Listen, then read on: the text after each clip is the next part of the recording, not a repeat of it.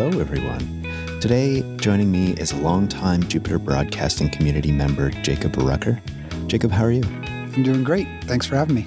Just before we get into our chat, I wanted to mention how our friends at Linux Academy have a little treat for us. I would encourage you to visit learn.linuxacademy.com/Jupiter. Linux Academy provides hands-on online training in Linux, AWS, Azure, GCP, DevOps, containers, and security. And right now, we're running our annual Black Friday promotion that takes $150 off a full year of unlimited training. Again, take a look at learn.linuxacademy.com/Jupiter to get a full year of training for only $299. Jacob, tell me a little bit about where you are now.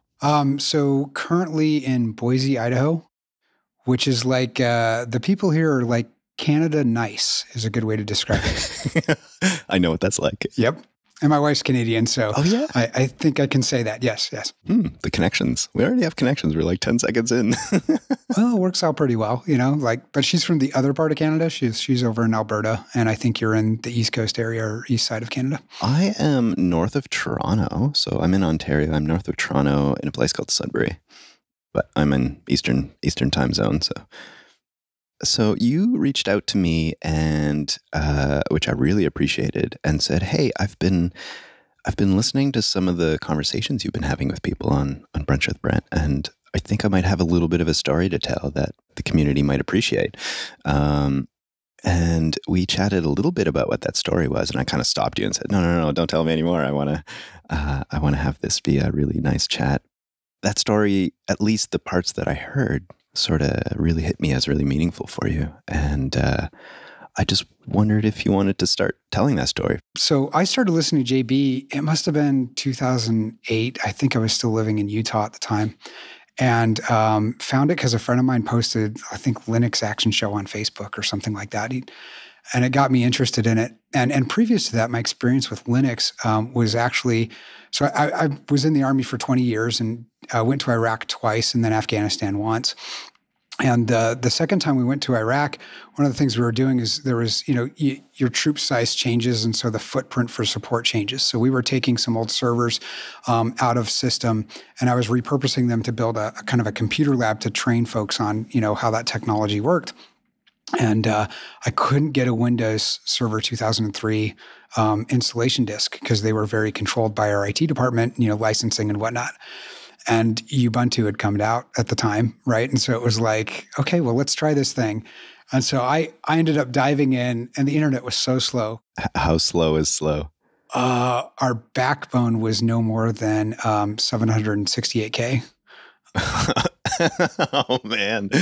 Okay, that puts it into context. Right. It was 2005, right?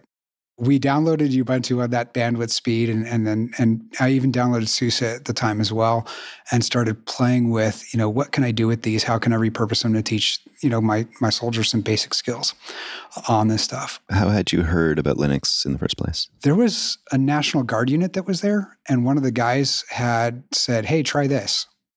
Okay. Most of us have come to it that way. It's like someone else just had a quick conversation with us and said, "You got to really this is going to work for you." It's so thankful that those moments happen, right? Right. And it was cool. And then later on in college, and this is how I started getting back into Linux, I was really excited to get a new computer for myself for all of my work at college. And it was, I love technology, been online since 93, 94 with Prodigy's network originally and stuff. And so I love what technology empowers people to do. And so at college, I was really excited because I was going to get this machine that was built for Windows Vista. Mm-hmm. And it was built for Windows Vista, and it didn't work. It was so frustrating. I think many of us have been there, right? So what I learned from that is I learned that you can't just accept somebody else's all-in-one experience. You've got to kind of figure things out. So I knew Linux was a solution back when I was in the Army trying to repurpose servers. And it's like, all right, let's throw it on this. It was a Lenovo R series thing. So I threw it on there and did a bunch of my college work there. And then we ran Linux for years, cut the cord, in 2008. And just once I started listening to all the JB shows, it wasn't it wasn't just listening to Chris and the team as far as the shows they were producing. It was kind of that extra content that they do on the side that this show is, or this channel, Extras.show, is really embodying. Because Jupiter at Night was a lot of fun. And then kind of, some of the outtakes and things like that. And then, I grew up kind of isolated in Connecticut when I was in high school. And so there were like 3 nerds in the whole high school that you could talk computers with, right? Yeah. And so being able to be in a space where I could listen to and start hearing that conversation to learn more about it. And then thanks to Chris, I've rewatched the entire back catalog of the Computer Chronicles. Really? Oh, yeah. That's great. I don't know if they still show that on the live stream, but they used to when they didn't have a whole lot of self-generated content. So I've watched a lot of that stuff. That's awesome.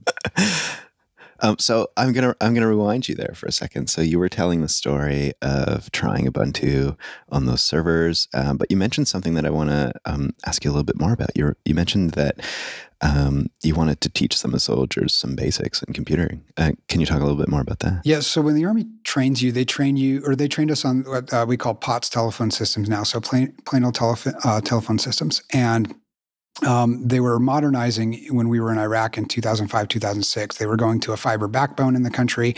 They were going all data. Everything was going to be over TCP/IP, and they didn't teach us any of that.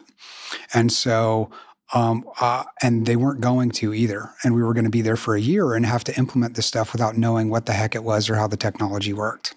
Really? And so they put me on the night shift and left me alone, which was good. And so what I would do is I would spend, my 12-hour shift at night researching as much as I could and building a training module. And then the next morning, stay awake for another 2 or 3 hours and train my guys on, hey, here's how TCP/IP works. Here's how you can test it. Here's some Cisco routers that we had, and switches that we had them program and learning VLANs and other things like that. So it was really helpful. And when I was finished, and I left Iraq early to go to college, finish out my degree, which was really nice. But when I was finished doing that, one of the things that they did is they awarded me with a Bronze Star Medal because all those folks that I trained by the time they got out into different locations where they had to function as smaller teams, they were a lot more effective. And so I was really proud of having earned that award. Yeah. And it's kind of like self-motivated for sharing knowledge, right? It sounds like you just sort of were inspired to share this knowledge, and the effort that you put into it is really impressive. I'm always been the sort of leader where I want to help other people be successful. And so I could see where things were going, and I wanted to help the team be successful. And I'd read enough or learned enough that I could start closing my knowledge gap and then build it into some sort of training. It wasn't perfect, and I didn't know what should be in the whole box, right? But I knew parts of the box, and I could at least train that. Well, it sounds like in this case, even any parts is helpful, right? And they can start to build those pieces together as they need. Yeah, and it was cool. I mean, the equipment we had, I learned all kinds of stuff about radio frequencies, and that National Guard unit I mentioned, they actually had a piece of equipment I have to nerd out with you about. It's called a tropospheric antenna. So it shoots it's pretty close to microwave frequency up at the troposphere. The signal bounces off of different parts of the troposphere and then back down. So you can actually do it's kind of like line of sight, but it does 300 miles. But reflective. Yeah. Yeah. Wow. That's awesome. So being a longtime JB listener, when I heard Noah and you hear him talk about nerding out about ham radio and amateur radio, it's like, oh, I get it. I know that stuff. It's a lot of fun. Well, and a lot of those like technologies, the same style of interest or the same type of mindset that is required to have interest in it, like overlaps in those different areas, right? So a lot of us have interest in that kind of stuff. That's great. You mentioned that you got to leave Iraq a little bit early to go to college. Fun story there. I'm the only person that ever graduated from Utah State University without applying for their major. That's awesome. I was literally applying from Iraq, and my tour was supposed to leave. It was supposed to be a 12-month tour, and they had a program for green to gold activity. So they were going to make me an officer, and they were going to pay me while I went to school. So I applied for this program, and very grateful that it existed. And in doing so, and with the time zone difference, because I was in Iraq while I was applying, I didn't actually get to fill out all the paperwork the school required for picking your major, and I wanted it to be something with computers and communicating. And so they put me in the College of Humanities with a degree in communication studies.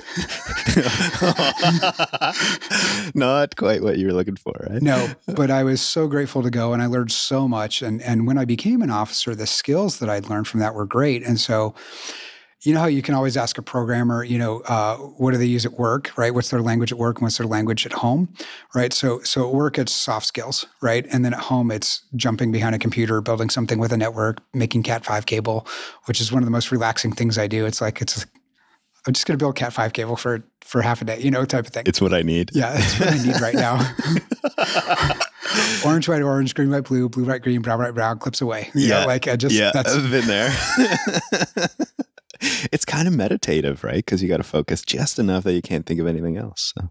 And I don't try to be fast. I am not the fast guy in the room. I'm just the guy that can get it done. Slow is smooth, right? In the Army, we say slow is smooth and smooth is fast. So that was one of our things. Yeah, I was thinking about you and that the other day when I was trying to rush to get somewhere, and I was like packing my laptop in my bag and things were flying all over the place. And I was like, okay, I know I'm trying to go fast, but this is just taking way longer than how I usually systematically take my time to do it. Then I thought of you and I thought of that, and I was like, okay, I'm just going to slow down.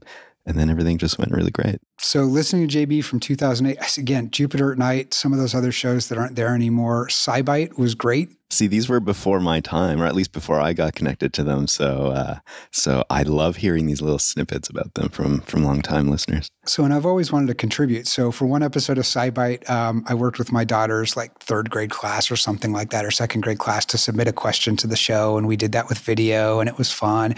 And Chris is so great. He takes that audience feedback and content and really tries to work it in. And that was good. That must feel like a special connection too, when you're a listener and you can actually provide some content. It feels really good because you want to contribute back to this community, because as we'll talk about, this community's meant an awful lot over the years for what they've done for me. And I don't think they've taken the time to realize it. The Army sent us to Georgia and then Germany. Georgia and Germany are two very different places. Right. So the next time I contributed to the show was in Germany. And over there, it was hard to get Netflix working, and the cell phone companies over there are a little different than they have in the US. And so I ended up building a Linux server in my car. I love where this is going. which made it into an episode of Lass, because I sent in the video of how I did that. And it was totally not efficient, but it was functional. It's like, all right, kids, we're throwing you in the minivan and we're going to Prague, right? It was, they were able to watch their shows off of that, movie server in the car thing. So when Chris was at his peak stress level for content for a Linux action show, and they had a week where they just couldn't produce anything, they grabbed that clip and they threw it as the episode of Lass. And I was like, so essentially I got to be a guest on Lass, which was fun. Nice. That's amazing. Yeah. So that felt really good. I don't have that. And so there's another gold star for you. I'm trying to make my way around the shows every 3 to 5 years. That's basically what I'm doing here. Succeeding. Well, yeah. But this is a different story than those other contributions. And I don't think there's parts of this that are going to be hard to talk about. So 3 deployments, 3 times being away from family. There's some challenges that come with that. So when I left, so Iraq the first time was interesting because it was during the invasion. And you end up with a few cool war stories out of that. So war stories that nobody minds sharing are ones where nobody gets hurt. And I've got a couple of those. One of them was when we got there, we had to take all of the ammunition, like artillery rounds. So these things are 155 millimeters wide, and they weigh about 90 pounds, and it's explosives and whatnot. And and the rockets and the other things that Saddam had been stockpiling up for years. And they would put those in what we call an ammo holding area. And then we had to destroy them, right? So it wasn't me destroying them. I was the communications team, across the street from these guys. But that team would go over and they'd grab a small stockpile and then put some more explosives on it and blow it up. And it would happen noon every day, right? So you knew what time midday was because there'd be an explosion. It's kind of like a neat clock. And if you've ever been around an explosion, the guys on the show or the guys who are listening will know what I'm talking about. You feel your chest compress from the shockwave before you hear it, which is cool. Wow. I haven't experienced that. It really gets your blood going. It's kind of cool. So they were blowing this stuff up across the street from us. And then something happened that wasn't supposed to. And instead of it just blowing up the small pile, it started blowing up the entire ammo holding area. Oh no. The first thought I get is those videos you see of like firework production facilities when they have fires, and it's just kind of like choo, choo, all over the place. Yeah. Okay. So you've got an image for this, right? Right. This is good. For us, we had, kind of a sand barrier, a berm, between us and them. So we couldn't really see, but we could start hearing like, hey, that's a lot of explosions. They must really be aggressive. And then it just kept going. And we were like, oh, this is not good. So they tell us to just leave our site, right? Leave the equipment on and just go. And I had 2 guys on guard duty inside of our little area. So we've got this small Humvee that's only designed to seat 4, and we pull up to the guard area, and I jumped down into the bunker that these guys were in, and I grabbed them, and I said, get out of here, jump in the car right now. So I gave them one of my seats in the car, and I'm in the back of this. It would be like the equivalent of a pickup with one of the covers on the back, right? And I'm looking out the back as one of my dudes is just driving, and he's flooring it. And I'm watching rockets come to our left and our right, and they ended up not landing anywhere near the truck, but there's a real feeling where you can see a rocket that looks like it's headed right your direction for a few seconds before it spins off and going somewhere else, which is pretty cool. When we got to a safe location, I used some of my orienteering land navigation skills and calculated out the base of the smoke column that was there, and it was over 1 kilometer wide. So that's how much stuff was exploding, and it lasted until about 1, 2 in the morning. So it's like 12 hours. Yeah, it was great. Oh, wow. Okay. That's a pretty good story. Nobody got hurt. So that's a fun story to tell. Bit surreal. And then so the second deployment to Iraq was, again, that was the 05-06 one, and I got to leave a little early and go to college. But it was so abrupt. Like I left, being in an environment where people wanted to kill you, and then being on a college campus. And so I always kept my weapon on I'd strap it over my shoulder, right? And when I got to college, I would always make sure that I had a backpack, just kind of strapped over my shoulders to kind of give me that. It's like my sense of security, right? Yeah, it is. That helped out. And then Afghanistan was interesting, right? So Afghanistan was a really hard deployment. I bought the internet when I was down there. It cost something like $100 a month, and it was 15 kilobits a second. And I would still download the JB shows that were video, because there was a lot of torrenting on those shows when they were released. And so I just set it up to download, and I loved using transmission. Had a little, System 76 Meerkat that was my, kind of download machine, and just prep those files. And I set up a movie server for the team down there because, again, there's no Netflix at 15 kilobits a second, right? So you were the Netflix, yeah. Right. So between JB shows and other shows, I'd keep us so we all had some place to escape to. But the job there was really stressful. We had to interface directly with the Afghan army a lot and try to help and train them. And it was also at a time where we were leaving the country. And so from a system standpoint, that's a really dangerous time period. And because if we're leaving the country, then things are going to revert back to normal. And if these guys are seen as helping the Americans, then it doesn't look good for them, and their family, puts their family in jeopardy. And so we had, I think we had 4 interpreters when we started. 2 of them were caught trying to kill us or sell information that would allow people to kill us. And so we had to fire them and things like that. But it was a very high-stress environment. It was very frustrating because it didn't feel like we were going to win. There was no victory defined by Congress and other things. And so it was very hard. And immediately after that deployment, I came home and then had to turn around and go back to some technical training. And so with all these deployments, except for the first one, I've never been able to kind of just park my butt and reset and be around people that knew me before and after these things happen. And because of that change and transition, I've ended up with PTSD. And there's a couple different ways to get this. One of them is, the common classic, you see it in the movies, people are faced with traumatic events. The other way to get it is to be in traumatic stress environments, high stress environments for a long duration of time with no opportunity to reset or escape. So the high stress becomes your normal, I guess, right? It does. It very much does. It's kind of like building a highway in your brain is the way I describe it. That hurts already. Just even imagining what that might feel like, right? I bring this up because one of the stories I want to tell for the team that has been doing Jupiter Broadcasting, and the alumni from Jupiter Broadcasting is, I've had to reset a lot and reframe a lot, and it's taken a lot of work. By the time I got to Boise, I was so broken. This is only a couple of years ago. I was so broken that I'd get in the lane that I could on-ramp and off-ramp, but I'd never change. It didn't matter if I was stuck. I couldn't change. I didn't feel confident changing lanes, driving on the freeway. I guess because there's an inherent risk that you might miss your stop, or that you there's risk. And that would throw off an expectation, and that would make life hard. And so that's how bad I was. But I was very grateful that when I was dealing with that stress, I could escape and, enjoy the content from the JB shows. Like it was nothing to do with what I was dealing with. It was something cool and exciting and building something that was going to be productive. And here I was trapped in an environment where even if I were to help that Army unit be as productive as possible, the system that they were surrounded by was going to undo everything I was doing as soon as I left. And it just that hopelessly frustrating situation. And so part of this is, man, just thank you guys. Like, thank you for giving me that escape. That thank you is so huge, right? Like, I feel like for those of them who've been behind the microphone and the camera, obviously, for some of the video shows, you never really know the audience you're reaching.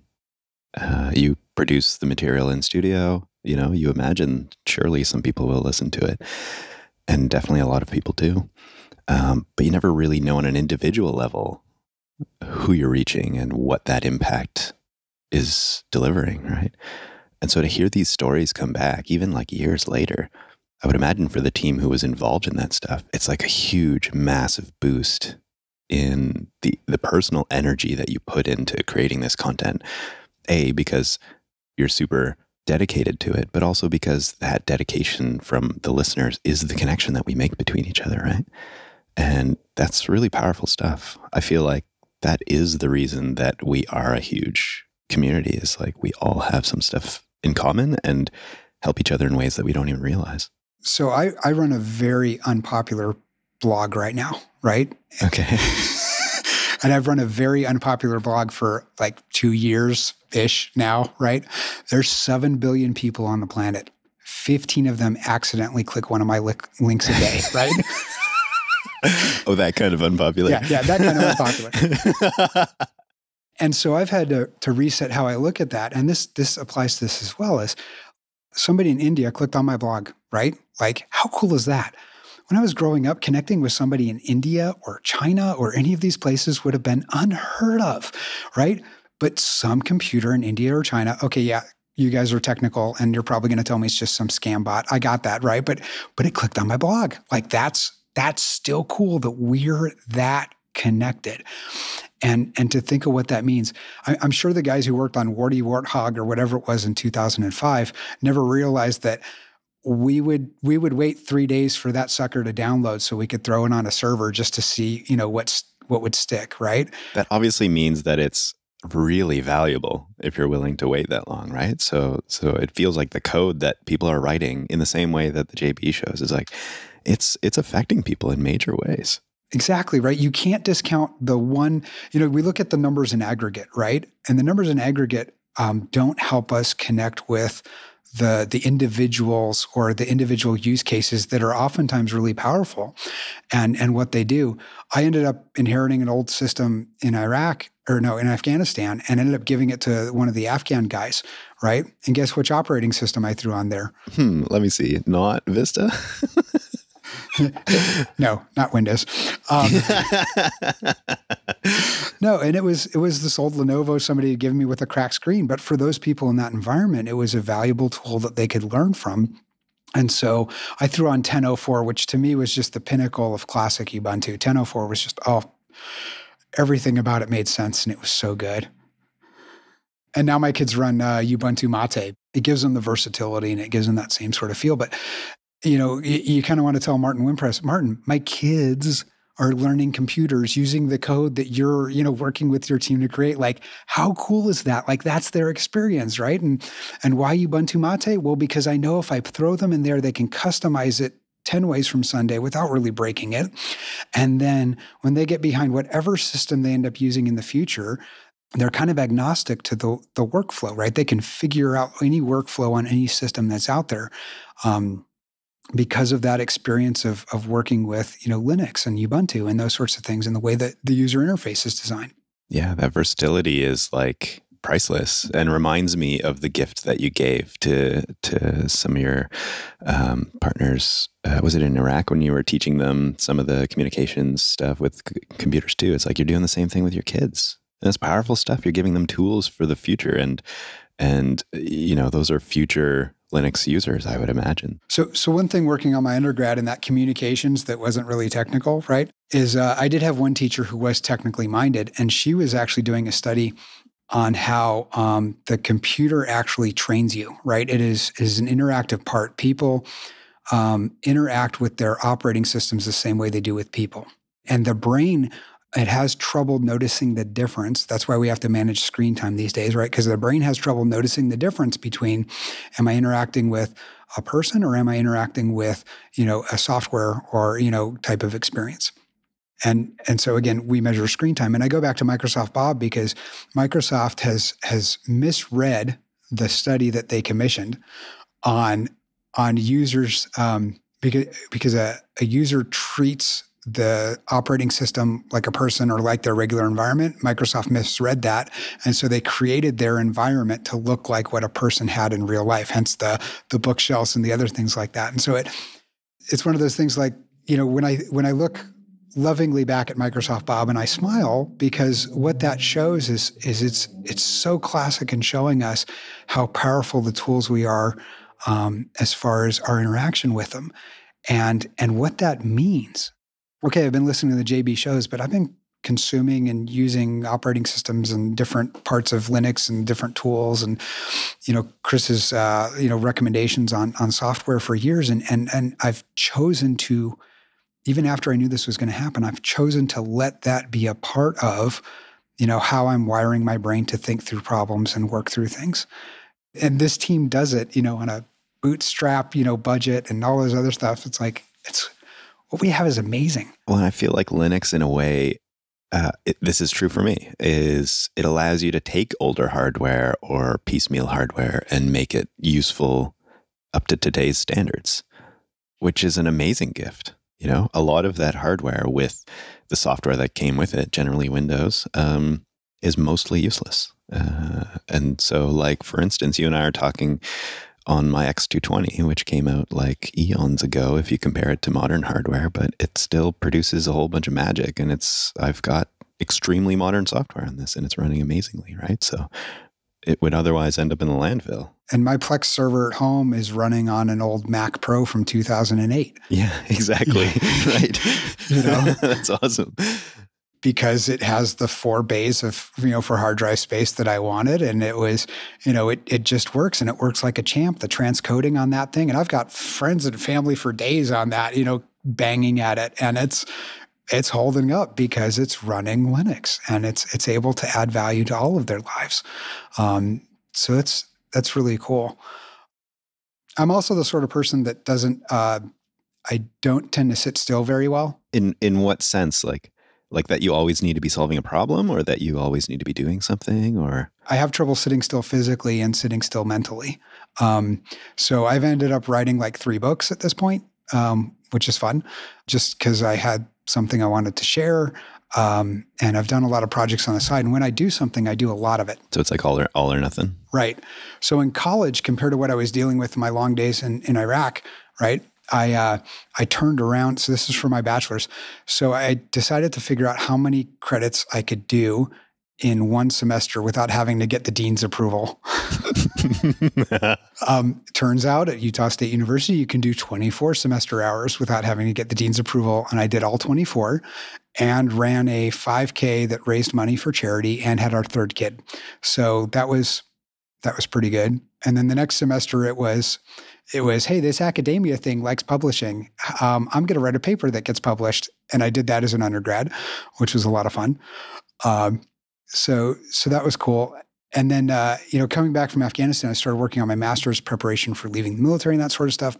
And sort of really had a job in Germany that required a lot of my attention. I was in command of 138 soldiers. We had a 34% turnover every year because of rotations that they're just naturally scheduled. And the Russians invaded the Ukraine. So I was constantly sending communications teams out to Latvia, Lithuania, Spain, and all England. Where are some of the other places they went? They went to Israel one time. Lots of things in Germany, lots of things in Poland. And so I was sending teams out all over the place and working on my master's on the side. And my master's program did not include, so it was distance education and did not include lectures. And I wanted to be an IT project manager. So they had the program for that. Cool, great. There's some few IT classes. There's a bunch of project management classes. Put them all together and Bob's your uncle. And without any lectures, understanding the context of the content, because I'm a self-learner, but a lot of times when you Google something, you only get the answer you need, right, for that specific problem. Not the greater picture. Right. So if we take something basic like, how does TCP/IP work, right? You might find the instructions to configure it on Windows, but that doesn't really explain, all of the parts of how it works and was designed and those sorts of, things. And so you miss that context. And it was about this time that I was struggling in my classes that I just started paying a little more attention to the TechSnap show back when Chris and Alan were doing that. And Chris always, I think I have the introduction memorized, he would get on like his baseball announcer voice, right? And he'd be like, and joining me is Alan Jude, the tech, the admin, and the teacher, and Alan would has this knack to break down complex concepts into ways that the audience can understand, right? You're not insulting the technical folks in the audience, and you're really allowing the folks who aren't quite there yet to bring them in. And so Alan and Chris were essentially my teaching duo they were the lectures I needed to get through my coursework for those IT classes. Wow. Oh, that's huge. And it sounds like perfect timing too, right? It was. Oh, and my goodness, the show notes, they did such a good job on those show notes that what I would do is I would go through, I'd be like, okay, I can write that into a paper. I'm going to write that into a paper. I'm going to write that into a paper. So I'd be on my little commute, right? And okay, all right. So I'm listening to TechSnap. This is what's going on. And then other stuff from last would tie off with it. And, I'd pull all these things together. And so by the time I'd sit down on the weekend, because that was the only time I had time. I was working 14-hour days on the job. I'd come home on the weekend, and I don't think my family really saw me much in Germany. And I'd sit there and lock myself in a room for all of Saturday and most of Sunday and just start cranking out papers. But thanks to the show notes, right, the research was basically done. I didn't have to go Google where to find the sources. I had the list of the sources. I could go back and read the articles. I could pull out the relevant material. I could put that together and submit it for my professors. And academia, at least for this university, was not as cutting edge on tech, as I would have liked them to be. And the teachers were writing me back and really impressed with my sources and, kind of appreciative that I was helping keep them current as opposed to just referencing something published in an academic journal, and I'd mix it up, right? I'd use academic journals as well, but, that it totally reduced my research load to have all of that JB content and be able to get my master's that way, which was just awesome. To hear that one of the shows helped you get through your master's is like, that's unbelievable. And like so valuable, like unbelievably valuable. It's amazing. So, let's put this into perspective. 15 people visited my blog in the last 24 hours. One of them was from India, right? So Chris has been producing content for over 10 years now, it feels like. So at some point, it's going to stick with one or more audience members and hey, I'll be the one for today, and maybe there's another one out there, 2 or 3 people, and you can sleep well at night, right? There's 7 billion people in the world. It's about time you made a difference for one of them. No, I'm totally kidding. I really am appreciative of it, and I know there's a bigger network than that. I never get to see them because I've never made it to Linux Fest Northwest to see that crew or any of the other conferences. Did you ever get a chance to meet any of them? I did get a chance to meet Chris. So I'm working on my master's. I'm working on my PTSD issues. I'm leaving the Army and I have no job, right? There's nobody that's jumping out. I've only lived in Boise at that point for like a year. So I don't have a professional network of people that want to hire Jacob. I'm trying to build that network and I'm working on my master's. And so I applied for a job just so I could get an interview, right? I was just throwing my resume out there just so I could get an interview. And this guy ended up picking me up and wanting me to be an intern at his entrepreneurial software development shop, So I say, hey, cool, let me do my Army job in the morning. When I'm done with that, I'll come over and work with you guys. And oh, by the way, I'm working on my master's. So, I was taking 2 master's classes at the same time and now working 2 jobs. It's great. It was awesome. What I did is I was working on that and he wanted to bring me on full time when I left the service. And so dealing with the anxiety, PTSD issues I had, oh boy, that felt really good to know that at least I had something to land on after I left the service. Instead of just avoid, I suppose. Right. And so the show that helped me the most through that process happened to not be on Netflix and it wasn't on ABC or NBC. It was also on Jupiter Broadcasting, right? And it was Coda Radio because literally this entrepreneurial shop was doing the exact same things that the Coda Radio team was doing, in their entrepreneurial shop just on the other side of the country. So I'm sitting there and you got to understand because I was a hardware implementation guy and then I was a leadership guy, right? So you're going to develop software and I have no idea how to write a line of code, but I had to at least not fake it, but understand the language. And Coda Radio really helped close the gap on that. So I'm in this position where I'm leaving the service. So I've got to turn in all my Army gear at the end of this, right? And so they tell me to turn in my Army gear in Fort Lewis, Washington, which is in Tacoma area, right? So it's a little south of where Chris is at. And so I travel out there and on my way out there, I think I messaged Chris like a month out, like, hey, I'm going to be in the area. I'd really love to take you out to dinner or breakfast, something like that. And so we landed on breakfast and Hideo helped coordinate that because Chris was dealing with a lot. And oh boy, she's just so nice. And Angela in the background of all the shows. Oh, Angela is one of my favorite people in the world. And I wish she had her own show again because there's something about the way she sees tech that it's just, oh, you made it approachable for me. So Hideo was so nice in helping us set that up. And Chris and had the kids that weekend. And so I bought them all. I think we met at IHOP or at Denny's. And so I bought breakfast for them, brought coloring books for the kids. And I think Chris was uncaffeinated or didn't have a good night's sleep. And I was, extraordinarily nervous because here I'm meeting a hero of mine, and I remember one of the kids was like, Dad, you're famous? And Chris looks at him and he says, I'm internet famous, son. It's a little different. And so it was not this like, oh, we got to come to this moment where I got to give him a hug and just tell him thank you and what it meant. I did get to tell him the story of, hey, I've got this job offer, I can land. But, with the kids there and everything else like that, we kept the conversation pretty light. And I never got to tell that whole backstory of, man, I've had issues building up with me for years and those highways in my head that I've got to try to, disconnect and short circuit, right? So I can be functional, and how just having that offer available, meant so much to me. And how his team has helped to produce that over the years. I mean, you're making differences in people's lives and it's just awesome. And I think he got it. Right? I'll have to find out later on, Right. We'll see what he says after this. Guys communicate differently, right? Sometimes you don't have to say things. And for those of you guys that may know somebody, for those in the audience that may know somebody who is dealing with PTSD or other issues, one of the best things you can do is just sit next to them.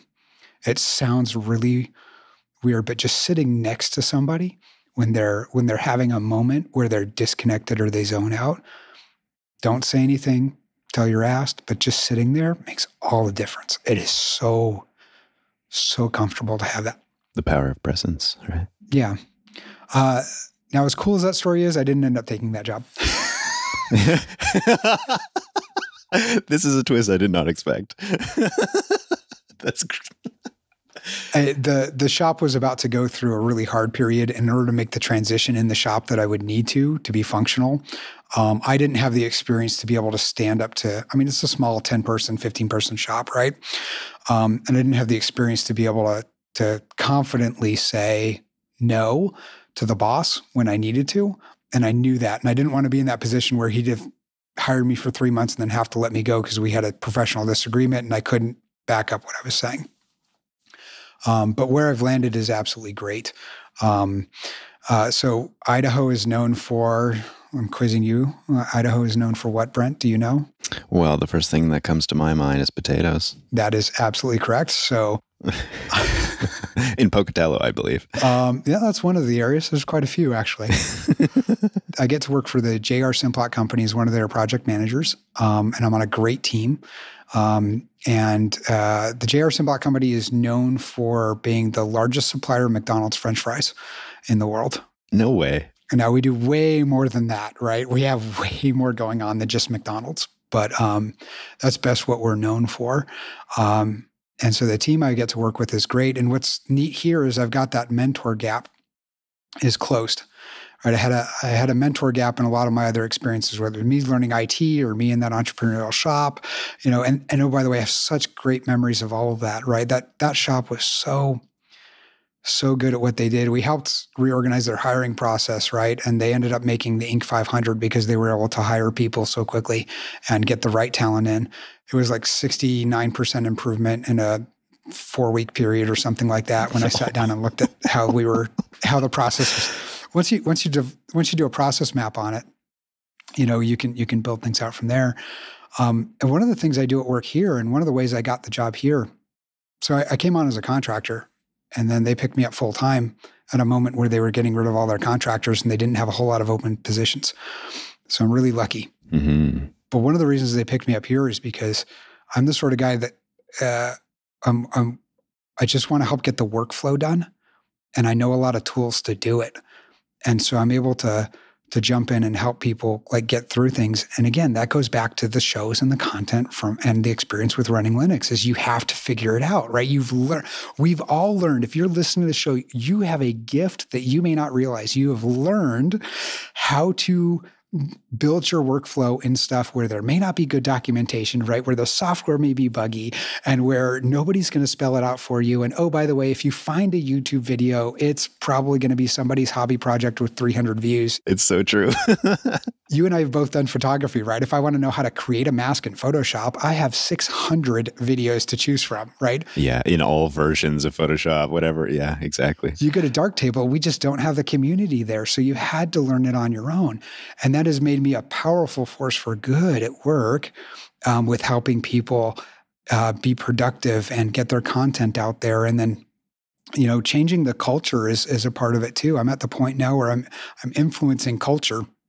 Our project team is about 300, right, or 200 right now, and it's going to be about 500 in the next 6 months. And so the project culture is going to impact the broader culture of this company that, is globally known for producing really good food products, including good French fries.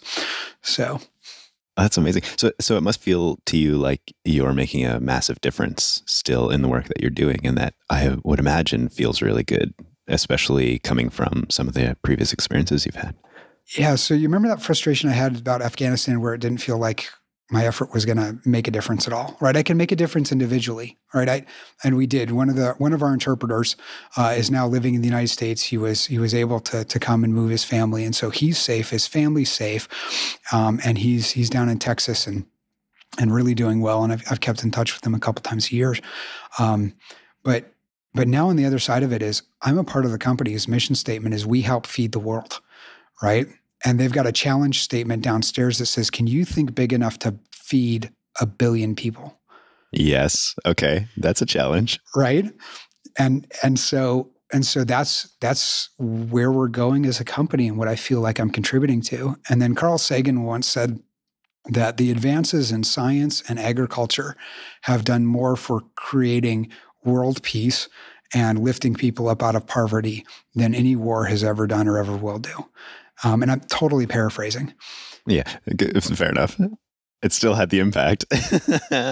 Wow. So now I'm on the other side of that coin, right? I'm the other side of the coin where it's like, hey, I don't always directly get to see who I impact, at the end of where people consume our products, but I do get to see the impact of the people who are helping to do that, and they like working with me, and I like being around them, and it's getting me to the point where I can be human functional has been been an interesting road, and getting me to the point where I could be technical, functional. All these things have kind of merged recently. And then one of those arms is the JB audience. So I get to share that with you guys today. Yeah, that's pretty amazing. The JB community, I've been in it in a deep way only for a few years now. And it feels like just a massive family, right? Where some people you're closer to, and as time shifts, you get closer to other people. For you, the shows were that family for a long time, and they were the person sitting beside you silently, in your ear while you're doing those commutes in various situations and places, right? Chris has spent a lot of time on the quality over the years, and part of it is to create that intimacy between the audience and the hosts. And so it literally, look, I can't tell any of these people apart, if I ever meet them, but it feels like there's a connection there, and they spent the time to make sure that things were good enough that could exist. And then the difference that it makes because it exists. Somebody's got to say thank you around here, because, this is only the first 10 years of JB. What is the next 10 years, oh, wow, look like, right? Like that's the challenge statement right there. Can you think big enough to feed a billion people, right? On my end, right? And you guys have this challenge statement of, reaching more people and making more of a difference. That's massive. I feel in many ways completely honored to help craft that challenge from hearing your story. That's really unbelievable. But the way you do these interviews, and the way Elle talks and the cast now, you guys and Wes and Chris has just always been solid on this, is you guys are not you're making the content approachable for people who are not technical. And that makes such a big difference, because not a whole lot of people have that gift. And the fact that there's this many people that have that gift working at JB is just really cool. I mean, Lytics Academy, snatching you guys up, is just got to be so happy and thrilled, because that's part of what they do too, is helping to make content, approachable, at different levels of knowledge. Yeah, there are certainly these great synergies happening there for sure. And I think as listeners, you're seeing some of that benefit for sure. And for you, it feels like, what is JB going to be for you in the next few years? What are you hoping to get out of it? Oh, yeah, if I get to choose my own adventure. Because it's been part of your life for the for the last little while there. So what do you need next? We'll give it. And I think extras.show, if I had all the time in the world, right, I would create a content for extras, for the extras feed on fonts. Oh man, that is a rabbit hole, isn't it? Right. But we so often overlook the systems in our lives that make a difference, right? We don't notice. There's a story of a guy who said thank you when he picked up his coffee one morning, and then his kid's like, well, or the barista was like, well, don't thank me, thank so-and-so who delivers the beans, right? And he ended up having a year, he wrote a book on this, right? About spending a year saying thank you to everybody that involved him getting his coffee, and how connected we are, right? And so fonts are part of that system where we just don't notice. Right? I mean, you probably do because you do photography and you're graphically minded, right? But most of the people, when I walk around and I'll gripe about, Helvetica or Arial or something like that, they'll be like, what does it matter, Jacob? And it's like, no, it matters. My Halloween shirt was the word Helvetica written in Comic Sans, which is the only time Comic Sans should ever touch my body. Yep, you get it. I think Cheese is going to love hearing this. And oh my goodness, I haven't mentioned those graphics that he used to design. Wow, way to get the theming down so it totally works in my podcast app, guys. It makes it so much more approachable. Oh, that usability stuff is just like what you mentioned. If you don't, obviously you're noticing it now, but there are some professions that are that have the challenge that if they're done well, nobody notices. Yes. And it just takes asking questions like, how did this happen? Why do people care so passionately about X, right? And then understanding the why.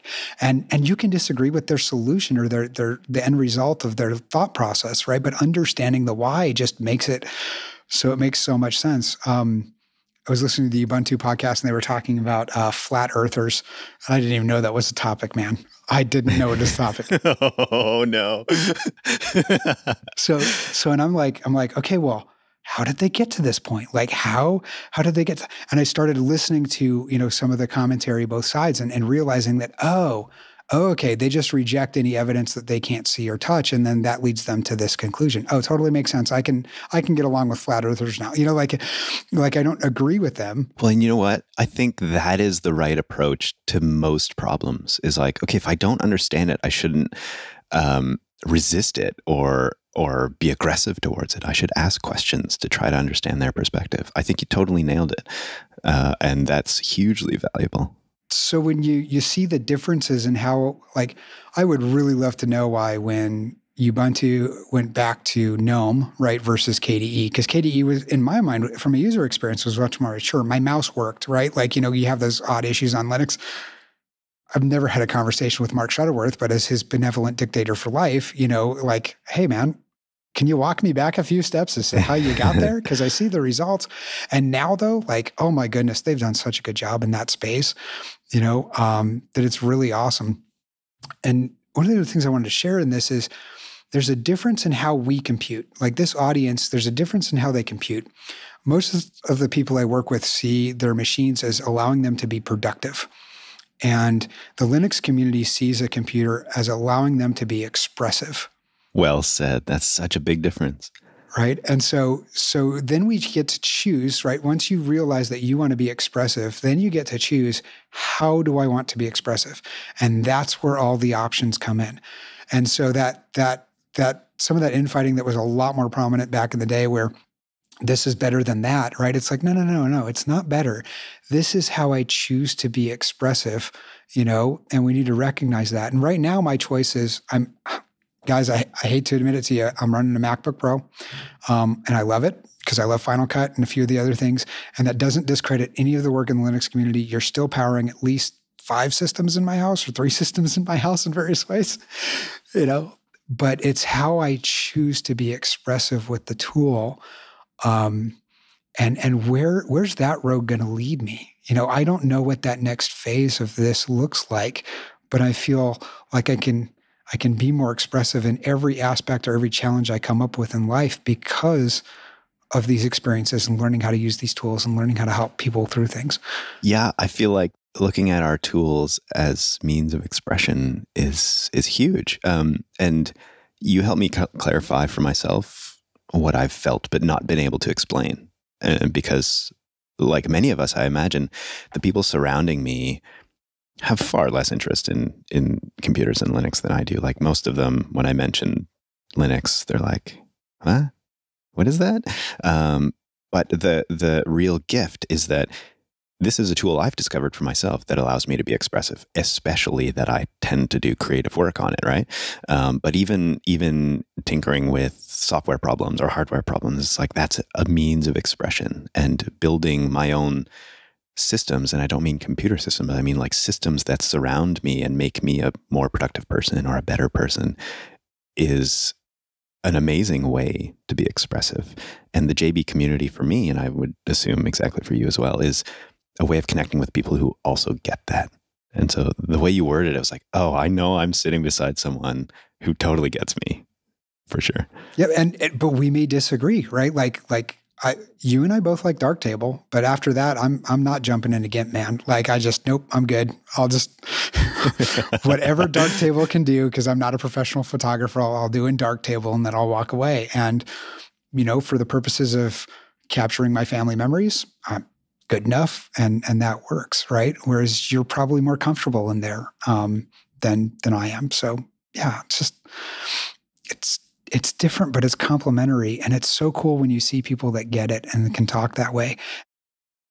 You guys have Linux Fest Northwest, and it's a big hoo-ha. And I think that's great. It's amazing. One of these days I'll get there. It's like my pilgrimage to Mecca, but not quite as important as that. Well, what we have here is it's usually like the Friday after the 4th of July. We have a free Fry Day where we give away French fries. Nice. And if you've never been to Boise, especially downtown Boise, you've got to give it a shot, right? So right across, like the next building to us, has a 6-story slide. Okay, got it. So you got to let that sink in for a second, right? Like remember the slide as a kid, right? Like it was cool and it felt really tall when you were small. So it's like somebody around here decided, let's do that on steroids. Let's do that for adults, right? We have a 6-story slide. We give away free French fries. How can you not have fun in that environment? Right, exactly, right? And then there's usually a giant octopus that like starts eating the building next door as well, which is also cool. I don't think they've settled on the date for Free Friday next year, but if you Google it around June, July, or around, when do we usually post that? About May, June timeframe, you'll be able to find out when Free Friday is in Boise, and the team's welcome to come. Sure, yeah. I think you just hit on something too that I've been really impressed with the more and more I learn about the Jupiter Broadcasting community, which is that we're scattered a little bit everywhere, literally around the world. And I'm planning a trip to go see Alex from Self-Hosted. We've been meaning to get connected, and he and I have a similar trajectory into JB, so we're really, really close friends now. And so I'm planning this trip, and I was thinking like, oh, geez, well, I'm close to New York. I know there's some JB listeners there, and oh yeah, I'm going to be in Raleigh, and I'm close to like maybe I might end up in Savannah. I know there's some people there. I might go see Drew, and so it's like all of a sudden my like daily life, or at least these special trips that I do, which is almost daily, end up being connected, all the dots being connected by Jupiter Broadcasting community members. And that feels like, okay, I've got a family anywhere I go now, which is so powerful. And I feel like you, as a JB community member, if you chose to go anywhere, you can find someone, right? And that invitation you just gave gets given all the time, and it's just like such a beautiful thing. So thank you for putting that out there. It's massive. Well, and we got to thank the folks who make the swag happen, because one of the towns in this valley is Nampa, Idaho, and it's like, what, 80,000 people, not a whole lot, but it has a Costco. And I'm walking in Costco one day with my wife, and there's somebody wearing a Last t-shirt. And so it's like, hey man, can I take a photo with you real quick? And so we exchange phone numbers afterwards, and like, every once in a while we'll text back and forth like, hey, how's it going? It's going fine, but there's like, 3 people I know of that are huge fans of the program in the Valley. And there's more. I just haven't met them or connected with them. Because 4 kids, I mean, we're running around with all kinds of activities. So I could only imagine, for sure. It's a lot of fun. And it's so cool when I see that my kids don't struggle with technology, because they've had the experiences where something didn't work and then it became a learning opportunity. And that's why when Elle describes learning, that's been resonating with me recently so much, because it's like, oh, this is really uncomfortable for me right now. Oh, I must be having a learning experience. The reward is at the end of this. This must be a positive thing. Yeah, exactly. For sure. Is there a specific place where Elle mentioned that kind of stuff that really hit you?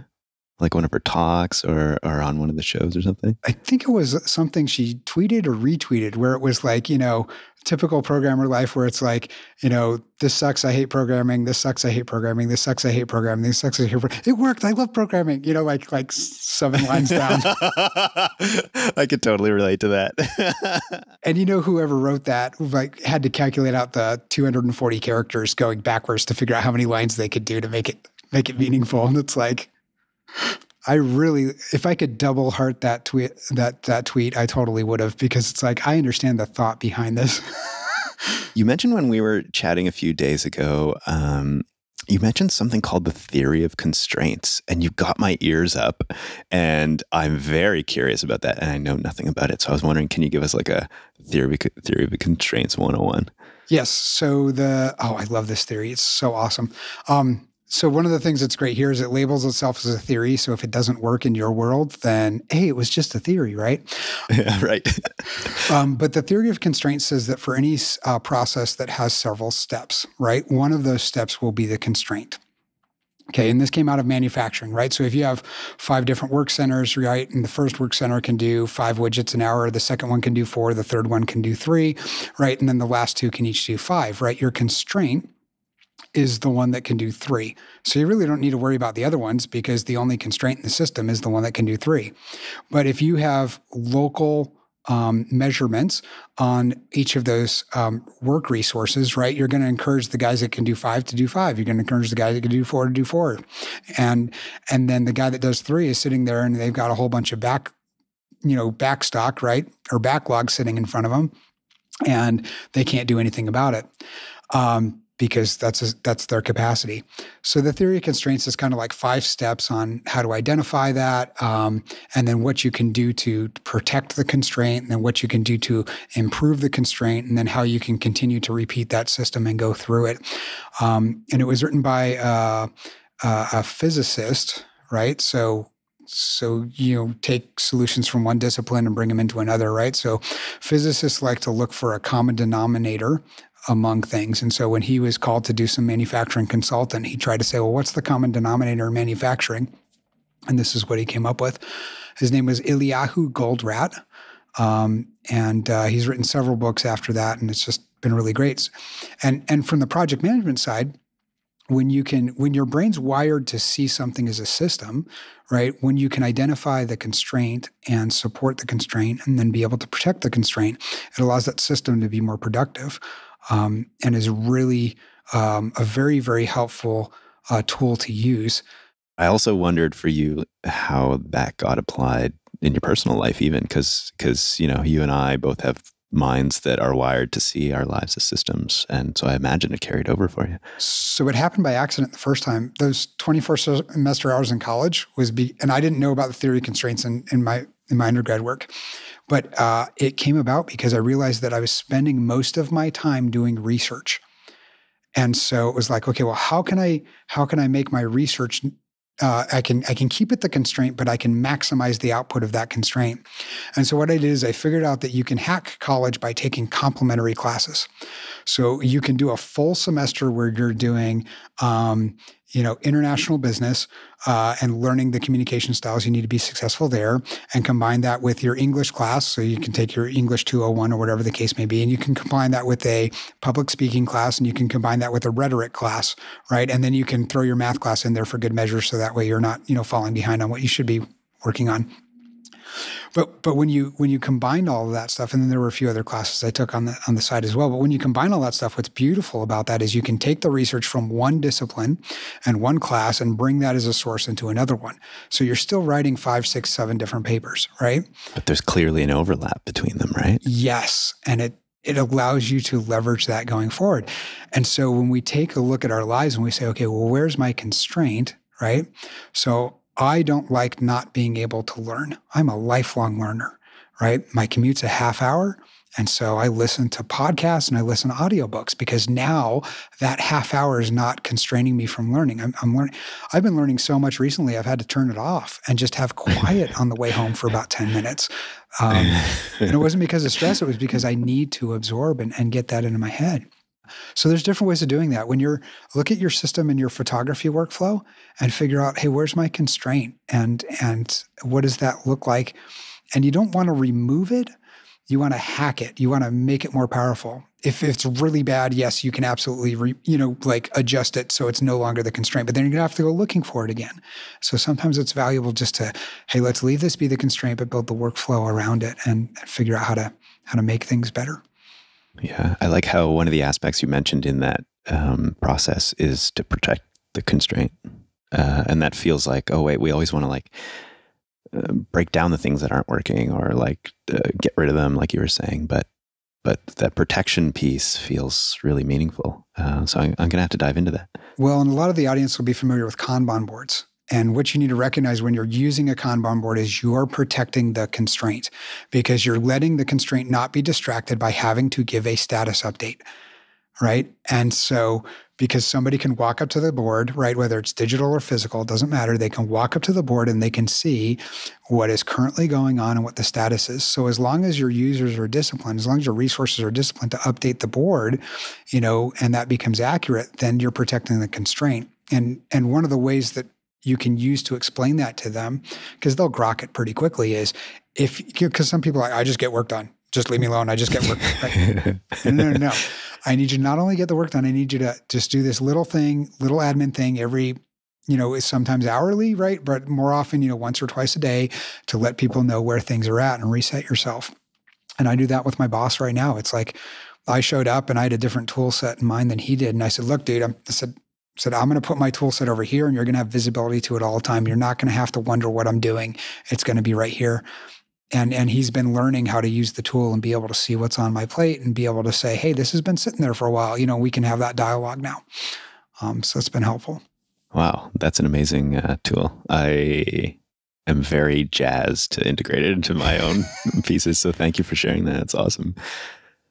I wondered, Jacob, if there's anything that you wanted to share with the community, kind of an ask, something you maybe want them to try or think about.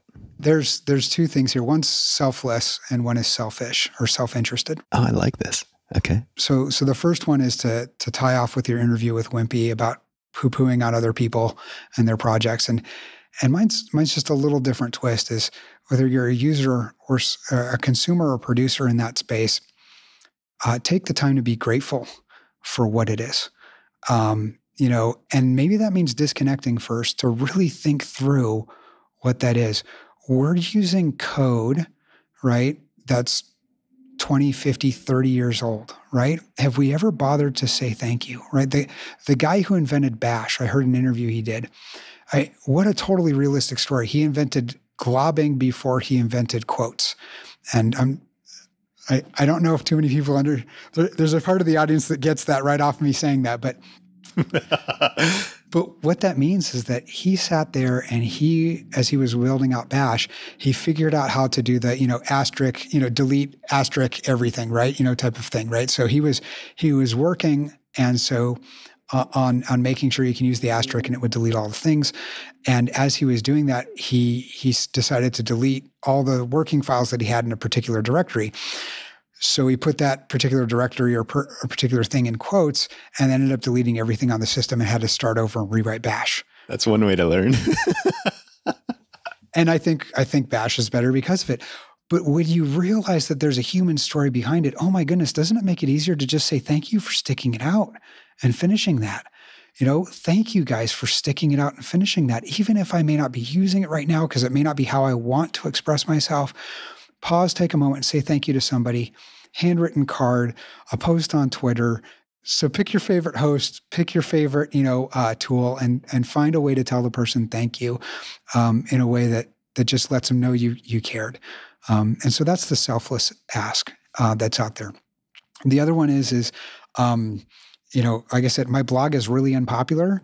I wonder what it would be like if it were popular. So tell us a little bit what it's about, what you put down there, how you're dedicated to it, what you'd like people to get out of it.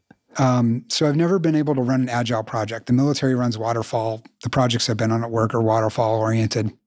And I wanted to try something that was completely agile. And so listening again, the Ubuntu podcast was influential in this, where I think it was Popey was saying that he would just do a Twitter kind of audio feed and then send that out, or not Twitter, it was over Telegram. He did his Telegram feed. And I was like, wow, that's like podcast MVP. Like I've got an iPhone. I'm just going to go ahead and start recording something to call it a podcast. And so I've been adding every week or every 2 weeks, I will change the workflow because I'll look at my constraint and I'll change the workflow 1 or 2 steps. And I'm getting close now where it's like, okay, once I've got episode numbers, this thing's legit and it's happening. And I think I'm about a week away. And that's been another thing too. Is like, as first, it's just, I'm just going to talk. We'll figure out what the topic is later. And where I've landed over the last couple of weeks is taking curiosity and gratitude and taking a look at the people and systems in our lives that make a difference. They're about 5 minutes and it sometimes gets real nerdy and weird. Like there's, oh my goodness, what was it yesterday? This might not make it a family show. We'll find out. But synonymous words don't equate to the same thing. Okay. Okay. And if you understand English as a system, right, then this becomes really cool. So English is a system, and I like exploring English. So but dial, right? okay, means that your phone made a call. Now, butt and booty are synonymous, right? Your butt and your booty are the same thing. I see where this is. All right, continue. And dial and call, right, are synonymous words as well. But butt dial is not booty call. Right.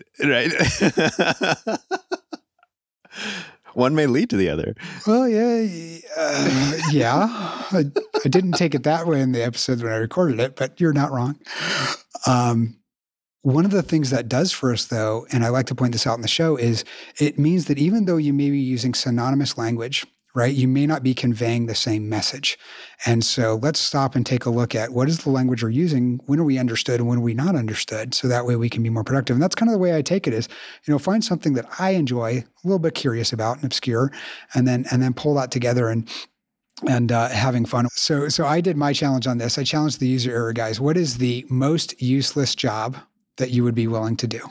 Oh, interesting. Right. So most useless job that you'd be willing to do. And mine is absolutely really fun. So I'll tell you mine while you think of yours, Brent. So most useless job that you'd be willing to do. And mine is, from having worked for the government, I know they're pretty ineffective and ineffectual. And so they create a lot of jobs that I consider useless or not value add. And so you have to find a position where one of those jobs that are created by requirement, there's not actually the requirement on the ground. And so what I came up with was I would love to be a lifeguard at the Olympics. Totally useless. And then as I was talking on the show and recording it, I was like, oh my goodness, this is the greatest reality TV show ever. If the Olympics goes to Los Angeles, and I think it might be scheduled to, if the Olympics is going to Los Angeles, somebody should create a reality TV show where they get people to compete for being lifeguards, right? And then at the end of it, help them realize that it's the most useless job ever, right? Because you'd be this great competition, like these really buff, strong guys. And then at the end of it, you'd be like, hey, by the way, you're just going to sit there for 8 hours a day while you're watching Michael Phelps. It could be worse. Oh, yeah. But that wasn't the question, right? The question is the most useless job you'd be willing to do. So, Brent, do you have a most useless job that you'd be willing to do? In the same kind of vein as yours, I would be willing to do something where I get to observe people. I think connecting with people is super powerful.